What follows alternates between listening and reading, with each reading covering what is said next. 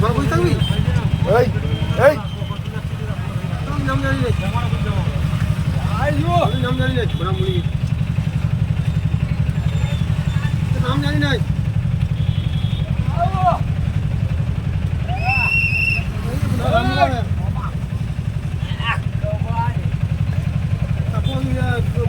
পরে আসবে আমার গাড়ি তুলেছে আমার গাড়ি তুলেছে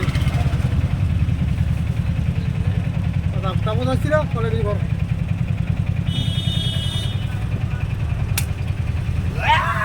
যাচ্ছি যাচ্ছি হায়দ্রাবাদ হায়দ্রাবাদ